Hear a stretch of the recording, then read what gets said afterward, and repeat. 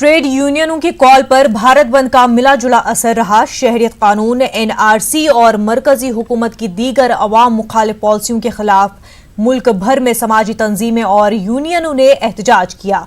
कई मकामात पर ट्रेनें रद्द कर दी गई। तमिलनाडु, उड़ीसा, मगरबी बंगाल, दिल्ली, पंजाब, मध्य प्रदेश, झारखंड, बिहार में बंद का काफी असर देखा गया।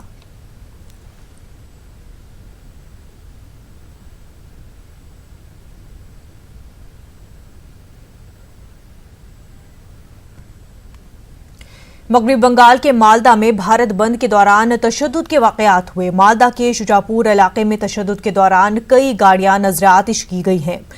अवामी इमलाक को भी काफी नुकसान पहुंचा है।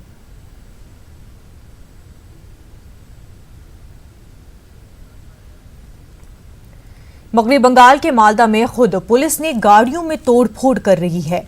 आप देख सकते हैं कि किस तरह पुलिस एहलकार डंडों और बंदूक के बट से गाड़ियों के शीशे तोड़ रही है। इसे अलमिया नहीं तो क्या कहेंगे जब पुलिस खुद पब्लिक प्रॉपर्टी या सरकारी प्रॉपर्टी को नुकसान पहुंचाए। आखिर इस नुकसान की तलाफी कौन करेगा? क्या हुकूमत पुलिस एहलकारों की तनख्वाहों से नुकसान की भरपाई करेगा? सवाल यह है कि पुलिस वालों को यह हक किसने दिया?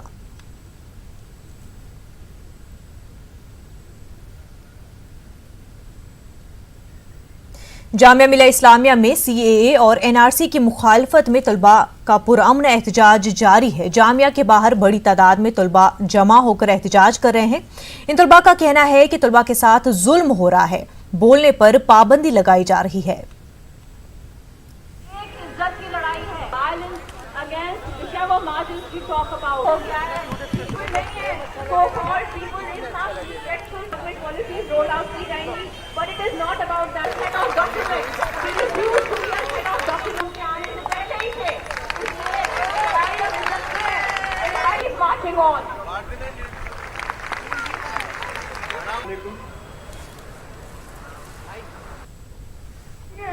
चार हलफनामों के अंदर अपनी बीवी का नाम छुपाया, वो मेरे कागजात मांग रहा है।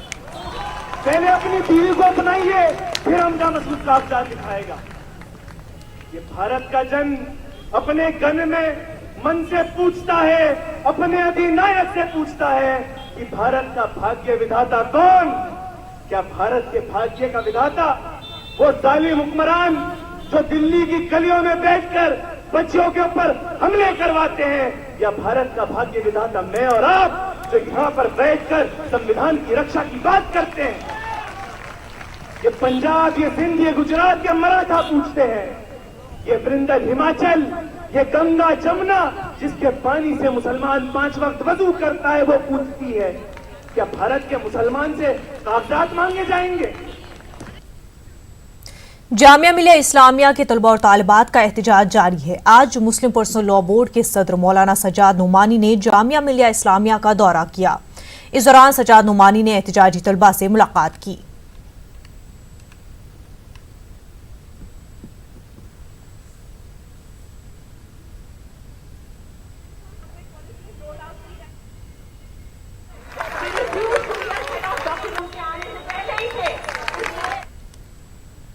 कोलकाता के पार्क सर्कस मैदान में खवातीन का धरना जारी है। एनआरसी और सीए की मुखालफत में धरने पर बैठी खवातीन ने अपना एहतजाज जारी रखने का फैसला किया है। रात के वक्त भी ये खवातीन धरने पर बैठी रहेंगी, जबकि पुलिस की जानिब से धरने की इजाजत नहीं दी गई है। धरने में मुख्तलिफ तबके की खवातीन शामिल हैं।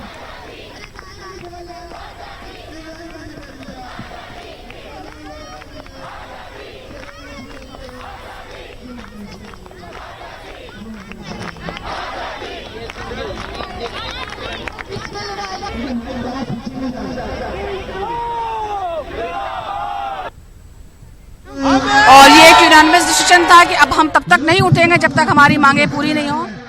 We are against NRC, we are against CAA, we are against NPR. अब मोदी को ये बताना चाहते हैं कि अगर उनकी तानाशाही, अगर वो हिटलर की हिस्ट्री दोहराना चाहते हैं, तो हम उनको यहाँ से ये बताना चाहते हैं कि हम आज़ादी वाली हिस्ट्री भी दोहरा सकते हैं। डिमांड तो हम लोग सबको ही पता है क्या डिमांड्स है। हम कागज नहीं दिखाएंगे, थोड़ी देर पहले आप लोग सुन ही लिए। This is all is going, this is a trap, we all know, but we have to unite together and do all these things to make them understand that we are not alone, right? जब तक ये नहीं हो सकता, जब तक वो लोग सुन नहीं लेते, जब तक सब एक नहीं हो जाते हैं, तब तक। पाक सर्कस मैदान में खवातीन का एहतजाज जारी है। आप देख सकती हैं हजारों की तादाद में खवातीन यहाँ जमा हुई हैं और जैसे जैसे वक्त गुजर रहा है खवातीन की भीड़ भी यहाँ बढ़ती जा रही है। बड़ी तादाद में खवातीन जो है यहाँ शामिल हुई हैं और ये धरना रात भर चलेगा। इस धरने में हर उम्र की खवातीन शामिल हुई हैं और मुख्तलिफ तरह के प्ले कार्ड लेकर ये खवातीन एहतजाज कर रही हैं। सहूलत क्या लाइट नहीं है, माइक का हम लोग परमिशन नहीं मिल रहा है, हम लोग इस्तेमाल नहीं कर सकते। चारों तरफ से औरतें रह रही, सर्दी का मौसम है लेकिन घेरने का परमिशन नहीं मिल रहा। तो रिक्वेस्ट करना चाहते हैं अपने सरकार से कि प्लीज हम लोग को कोऑपरेट करें। जो हर कदम पे वो हक की आवाज है उनकी, अपने यहाँ के बंगाल की सरकार से कहते हैं कि वो हमेशा यहाँ के बंगाली के साथ दी, हक के लिए साथ दी है, तो इस काम में हम लोगों का साथ दें। तो सिक्योरिटी एक बड़ा मसला है। इस तरह आप लोग छत के खुले आसमान के नीचे आप यहाँ बैठी हैं और वो भी रात भर बैठी रहेंगी। संविधान को बचाने के लिए बहुत कुछ कर सकते हैं। हिंदुस्तान की आजादी में हम हिंदुस्तानियों ने क्या किया था, ये तो थोड़ी सी कुर्बानी है। आपको लगता है कि आपकी आवाज ताकतवर होगी? इंशाअल्लाह यही तो आवाज थी 1947 से पहले। हिंदुस्तानी जागा है तो इंशाअल्लाह ताला फिर से दोबारा देश को तासुब पसंदी से आजादी दिलाएंगे। तो आप देखें किस हौसले के साथ यहाँ खवातीन एहतजाज कर रही हैं। उनका एक ही नारा है कि जिस तरह से एनआरसी और सीए के ताल्लुक से इनके अंदर जो डर और खौफ का माहौल है इसे खत्म करने के लिए सरकार आगे आए। कैमरामैन शुभमय के साथ शबाना एजाज, न्यूज़ 18। यूपी में शहरियत कानून और एनआरसी को लेकर होने वाले एहतजाजी मुजाहिरों के दौरान पुलिस की पुरतशद्दुद कार्रवाइयों के खिलाफ कानूनी लड़ाई और भी तेज हो गई है। इस कानूनी लड़ाई में मुख्तलिफ मज़ाहिब के कानूनदा अपनी खिदमात बढ़ चढ़कर पेश कर रहे हैं। कानूनदानों का कहना है कि जब तक कसूरवार पुलिस एहलकारों के खिलाफ कानूनी कार्रवाई नहीं होती उस वक्त तक ये लड़ाई जारी रहेगी। पेश है मुश्ताक कामिल की खास रिपोर्ट।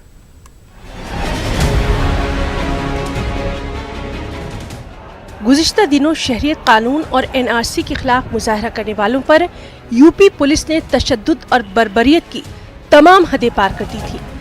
पुलिस की बर्बरियत के इन मनाजिर ने इंसानी हकूक़ के लिए काम करने वाले कानूनदानों को सख्त तशवीश में मुब्तला कर दिया है। अब इलाहाबाद हाईकोर्ट ने इस मामले में अज़ खुद नोटिस ले लिया और इस बारे में रियासती हुकूमत से जवाब भी तलब किया।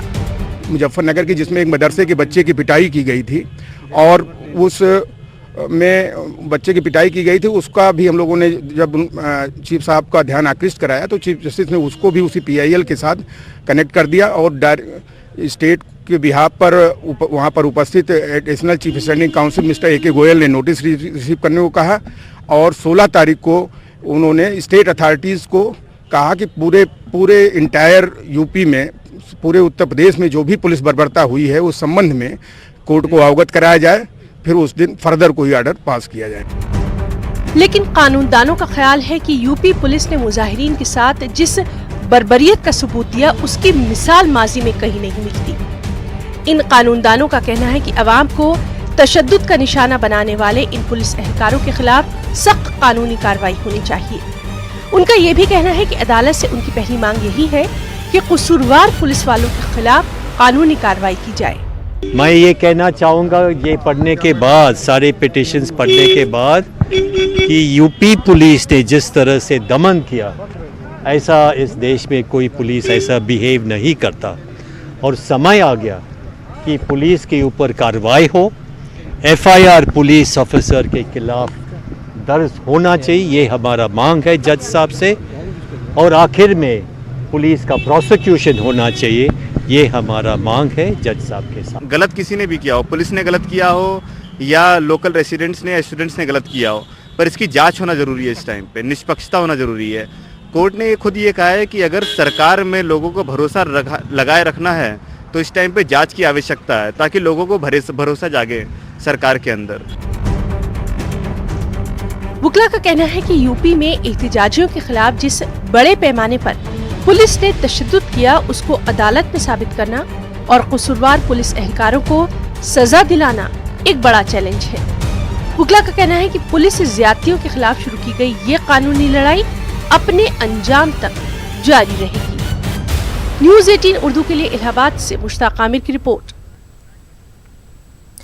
फैज़ अहमद फैज़ की नज़्म हम भी देखेंगे पर तनाज़े के बाद लोगों में फैज़ की तख्लीक़ात को पढ़ने को जैसे जुनून सा सवार हो गया है। दिल्ली के प्रगति मैदान में जारी आलमी किताब मेले में लोग फैज़ की तख्लीक़ात की तलाश में आ रहे हैं। हम देखेंगे, लाजिम है कि हम भी देखेंगे। फैज अहमद फैज की नज्म हम भी देखेंगे पर इन दिनों जबरदस्त तनाजा देखने को मिला। IIT कानपुर के तलबा ने जामिया में पुलिस की बर्बरियत की मुखालिफत से कब्ल इस नज्म को पढ़ा था और बस इसके बाद तनाजा शुरू हो गया। सब बुत उठवाए जाएंगे। यहाँ तक कि इस नज्म को हिंदू मुखालिफ भी बताया गया।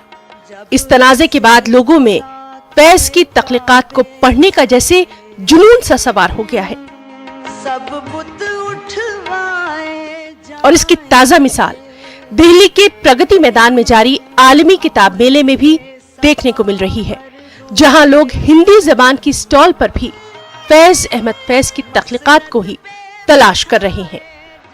फैज की बुक को लेकर के भी थोड़ा सा गरीज है लोगों में, कुछ लोग इंटरेस्ट ज़्यादा ले रहे हैं, पढ़ रहे हैं उसको और देखने के लिए काफ़ी वॉकिंग उसको चेक करने के लिए काफ़ी लोग आ रहे हैं। डिस्ट्रिक्ट मतलब उसको उठा के देखते भी हैं, पढ़ते भी हैं, क्या है उसके बारे में जानकारी ले रहे हैं।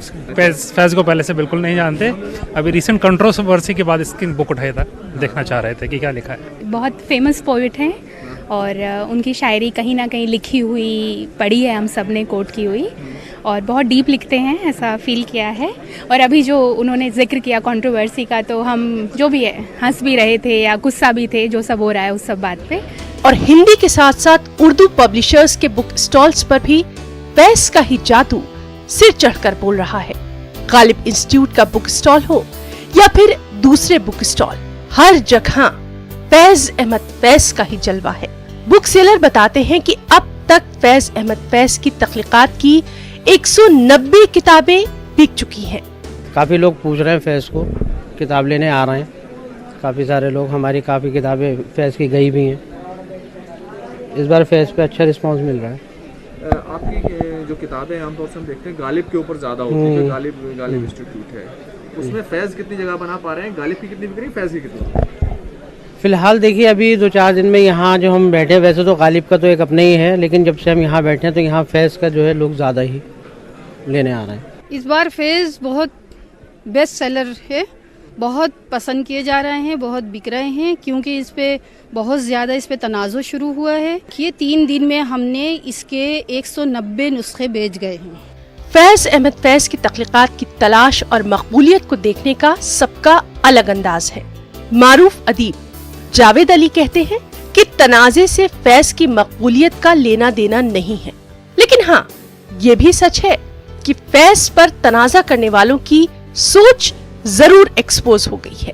इस्लामिक फंडामेंटलिज्म के खिलाफ लिखी गई नज्म को जो है वो एक मुस्लिम सांप्रदायिक जो है नज्म घोषित कर देना, इससे ज़्यादा जो है और जहालत और बेकार की बात क्या हो सकती है। जहाँ भी जुल्म ज़्यादती होती है ऐसे लोग जो है फैज़ की इस नज्म को जो है अपना रहे हैं, गा रहे हैं, तो ये तो जो है फैज़ को खैर ये लोग क्या मकबूलियत देंगे, इससे इन लोगों का जो है चेहरा ज़रूर बेनकाब हुआ है कि कितने जाहिल लोग हैं। फैज़ को न सिर्फ लोग तलाश कर रहे हैं, फैज़ पढ़े जा रहे हैं और लोग ये गुनगुना रहे हैं, लाजिम है कि हम भी देखेंगे। कैमरामैन रमेश के साथ खुर्रम शहजाद, न्यूज़ 18 उर्दू, दिल्ली।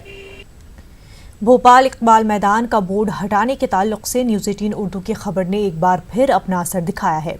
भोपाल के क़ल्ब में वाक़ई इकबाल मैदान में उर्दू और हिंदी में लोहे का बोर्ड लगवाया था, लेकिन गुज़िश्ता माह उसे न सिर्फ काट कर हटाया गया बल्कि उसका नाम भी खामोशी से बदलने की कोशिश की गई।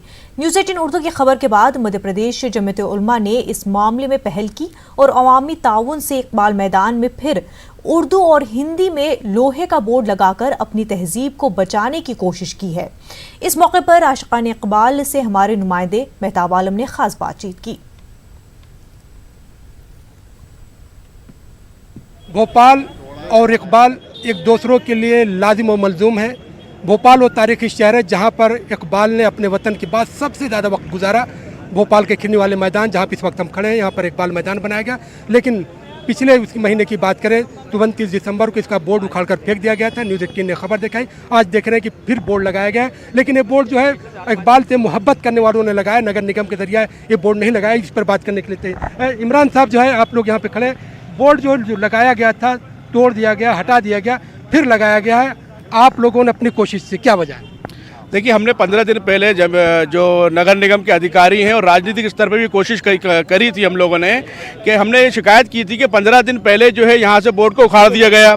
तो सबसे पहले तो इसकी जांच की जानी चाहिए थी कि ये बोर्ड आखिर किस साजिश के तहत जो है उखाड़ा गया या लेके गए।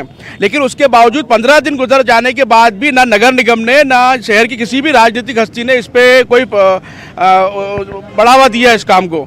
हम लोगों ने कोशिश करने के बाद हमने अभी तय किया कि हमें इस बोर्ड को खुद ही लगाना पड़ेगा, ताकि इन लोगों के मुंह पे एक तमाचा हो कि ये जब कुछ काम नहीं करेंगे खुद, तो हमें आवाम को आगे आना पड़ेगा इस काम के। आगे आना पड़ेगा जी।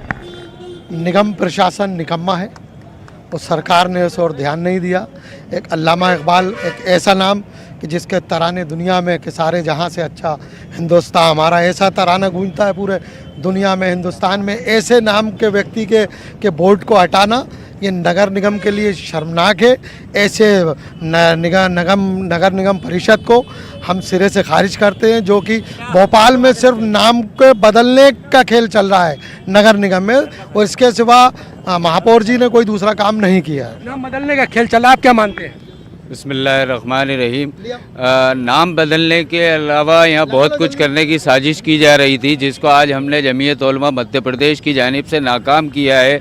और हमने ये देखा कि 15 दिन से हम इस बोर्ड को वापस लगाने की नगर निगम से मुतालबा कर रहे थे, पर हो सकता है कि नगर निगम के पास पर्याप्त बजट नहीं हो। तो ये भोपाल की नगर निगम को जमीयत उलमा मध्य प्रदेश की तरफ से एक छोटा सा सहयोग है कि ये बोर्ड हमने खुद लगाया है यहाँ पर। हम देखते हैं कि यहाँ पे जो न्यूज़ 18 ने कोशिश शुरू की थी, उस कोशिश का नतीजा है कि अब यहाँ पर बोर्ड उर्दू और हिंदी ज़बान दोनों में लगा दिया गया है। और भोपाल के जो लोग हैं जिन्हें इकबाल से मोहब्बत है, उन्होंने साबित कर दिया कि अगर हुकूमत कुछ नहीं कर रही है तो जो लोग हैं जो इकबाल से मोहब्बत करने वाले हैं वो इसी तरह से उसको बना कर रखेंगे। कैमरामैन मोहसिन के साथ मेहताब आलम, न्यूज़ 18 भोपाल। वक्फ अराजी का तहफ़्फ़ुज़ और वक्फ ज़मीनों पर कमर्शियल प्रोजेक्ट की तामीर को लेकर भोपाल में सेंट्रल वक्फ काउंसिल के ज़ेर एहतमाम रिव्यू मीटिंग का इनेकाद किया गया। रिव्यू मीटिंग में मध्य प्रदेश के मुतवल्लियों के साथ सेंट्रल वक्फ काउंसिल के जिम्मेदारान ने शिरकत की और वक्फ इमलाक को लेकर सूबाई हुकूमतों की अदम तवज्जुही और इक़दाम को वक्फ की तरक्की की राह में बड़ी रुकावट से ताबीर किया। मसाइल सुनेंगे, उनको अवगत कराएंगे, उनको कम्युनिकेट करेंगे कि क्या क्या स्कीम्स हैं। तो वो भी हमने उसमें बताया कि उसका कैसे फ़ायदा उठाया जाए। उस लोन को लीजिए और फ़ायदा उठाइए। अपने औकाफ को जो ज़मीनों की शक्ल में है, जिसको कोई इनक्रोच कर लेता है, तो वो इनक्रोच जो करे इससे पहले आप अपनी बिल्डिंग बना लीजिए और उसके लिए हम लोन देते हैं। आप लोन तो देते हैं, तो क्या जो स्टेट के बोर्ड है ये आपके पास प्रपोजल या प्रोजेक्ट भेजते हैं? जी जी, हम यही चीज़ एम्फेसाइज करने आए थे कि इसमें जो कमी है उस कमी को पूरा किया जाए और प्रपोजल अच्छे से अच्छे दी जाएं ताकि कमर्शलाइज बिल्डिंग बने। पूरे हिंदुस्तान में जहां भी वक्फ की प्रॉपर्टीज़ हैं और जो अवैध तरीके से जिन्होंने कब्ज़ा किया हुआ है, भू माफियाओं से छुड़ाकर वहां पे स्कूल, कॉलेजेस और हॉस्पिटल्स बनाया जाए, ताकि अक़लियत समाज, हमारे मुस्लिम समाज भाई को उसका फ़ायदा मिल सके। आज तक यानी तारीख़ गवाह है कि वक्फ इमलाक की सिर्फ तबाही हुई और वो तबाही की ज़िम्मेदारी मैं ये समझूंगा कि जो हुकूमतें गुजरी हैं, चाहे वो मरकज़ में हो, रियासतों में हो, वो ज़िम्मेदार हैं। और अक्सर रियासतों में जो हम देखने में आ रहा है, वहाँ पर सरकारी यानी स्टेट गवर्नमेंट्स का कब्जा है वक्फ प्रॉपर्टीज़ पर। गुरुग्राम के एक अस्पताल में सऊदी अरब से ताल्लुक़ रखने वाली 1 साला हूर का लिवर ट्रांसप्लांट किया गया।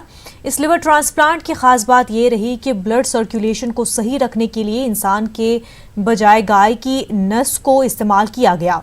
डॉक्टरों के मुताबिक सऊदी अरब के डॉक्टरों ने हूर को हिंदुस्तान रेफर किया था। जब हूर उनके पास लाई गई तो वो बहुत कमज़ोर थी और इसका वज़न सिर्फ 5 किलो 200 ग्राम था। डॉक्टरों के मुताबिक हूर को बिलियरी एट्रीजिया नामी बीमारी थी, जिसमें पथ की नली डेवलप नहीं हो पाई थी। इस कामयाब लिवर ट्रांसप्लांट के बाद हूर के वालिदैन ने डॉक्टरों का शुक्रिया अदा किया।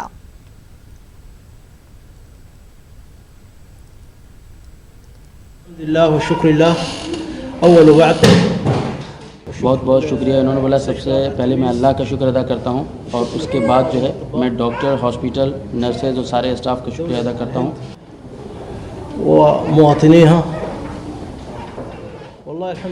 और जो मैं डॉक्टर्स के काम से बहुत ही ज़्यादा हम लोग खुश हैं और बहुत ही सेटिस्फाइड हैं रिज़ल्ट से।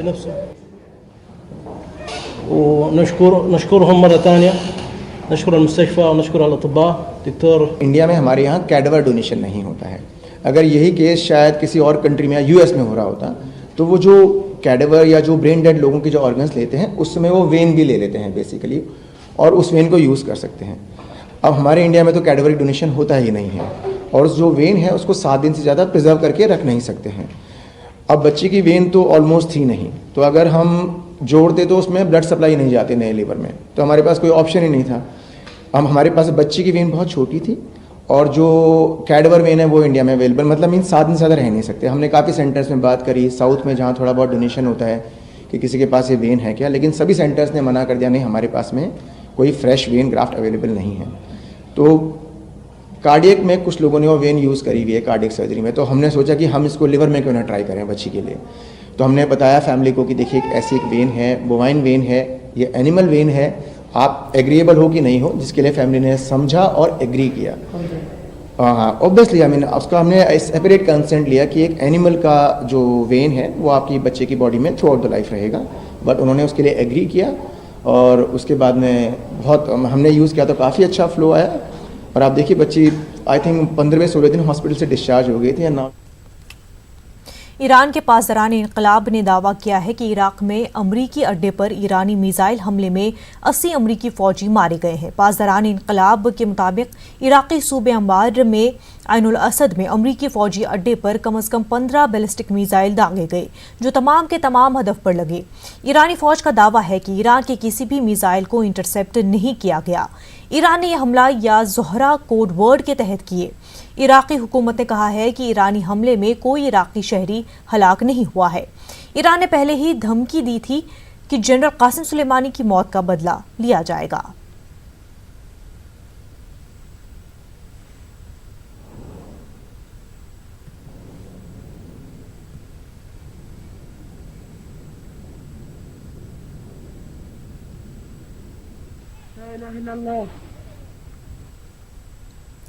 इराक में अमरीकी ठिकानों पर ईरान के हमले से दुनिया हैरान व शजदर नहीं है, क्योंकि ईरान अपनी मंशा पहले ही वाज़े कर चुका था। अमरीकी जारहियत के जवाब को ईरान के आला तरीन रूहानी पेशवा आयतुल्लाह अली खामनेई सिर्फ एक जन्नाटेदार तमाचा बता रहे हैं। कौम से खिताब करते हुए आज आयतुल्लाह खामनेई ने कहा कि खित्ते में अमरीका की मुफ्सिदाना मौजूदगी का खात्मा ईरान के नज़दीक अहम है।